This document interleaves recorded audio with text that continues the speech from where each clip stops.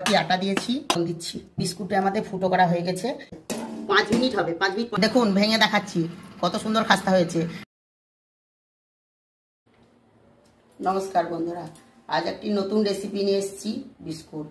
চলুন দেখাই বিস্কুট কেমন করে করি। আর আপনাদের কাছে একটা অনুরোধ থাকলো, প্রথম থেকে শেষ অবধি আমাদের ভিডিওটা দেখবেন। আমরা একটি থালা নিয়ে নিয়েছি। থালার মধ্যে দেখুন এটা আটা আমি ফ্রেশ করে চেলে নিয়েছি। 1 বাটি আটা দিয়েছি। দেখুন এটা হলো ময়দা, এটা আমি 1 বাটি ময়দা নিয়ে নিয়েছি। এটা আমি একসঙ্গে মেশাবো। অল্প টেস্টের জন্য অল্প একটু লবণ দিচ্ছি। এলাচ আর চিনি একটু গুঁড়িয়ে নিয়েছি, দিচ্ছি। টেস্টের জন্য একটু আমুল দুধ দিচ্ছি। 1 চামচ বেকিং পাউডার দিচ্ছি। ময়ামের জন্য দিচ্ছি ঘি। এইভাবে আমরা সব হাত দিয়ে সুন্দর করে মিশিয়ে নেব। দেখুন আমাদের মিশানোটা খুব সুন্দর হয়ে গেছে। এই যে হাতে এইভাবে ডাব করছি, ডাব হয়ে যাচ্ছে, মানে আমাদের ময়ামটা সুন্দর হয়ে গেছে। এবার আমরা অল্প অল্প করে জল দিয়ে মাখবো। মাখানোটা হবে খুব টাইট, শক্ত শক্ত, খুব নরম হবে না। দেখুন আমাদের মাখাটা খুব সুন্দর হয়ে গেছে। এবার আমরা ছোট্ট ছোট্ট করে এইভাবে কেটে হাতের সাহায্যে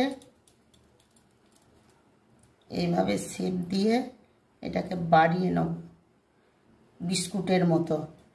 এটা আমাদের ফুলবে। আমরা কয়েকটা বিস্কুট বানিয়ে নিয়েছি। এবার বিস্কুটটি আমাদেরকে একটু করে ফুটো করে দিতে হবে, কারণ এটা বেকিং পাউডার দেওয়া আছে। বিস্কুটটা ফাঁপবে, ফুলে উঠবে। বিস্কুটে আমাদের ফুটো করা হয়ে গেছে। এবার আমরা বিস্কুটটা বসাচ্ছি। কড়াই আমাদের তেতে গেছে, আমরা বিস্কুটটা বসাচ্ছি। এবার ঢাকা দিতে হবে। 5 মিনিট হবে। 5 মিনিট পরে আমরা আবার ঢাকা উল্টে দেখব। এই ঢাকাটা খুলে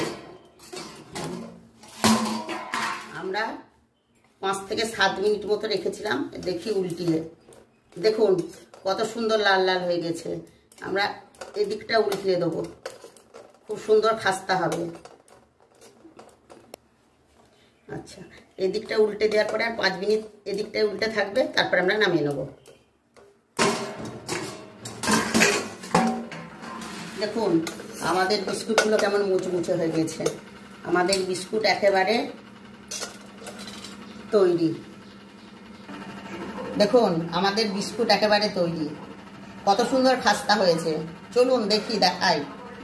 দেখুন ভেঙে দেখাচ্ছি কত সুন্দর খাস্তা হয়েছে। বিস্কুট তো আমাদের প্রত্যেকের বাড়িতে লাগে। আপনারা এমনি করে বানান, চা দিয়ে খেয়ে দেখুন। আর আমাকে লাইক, কমেন্ট ও শেয়ার করুন।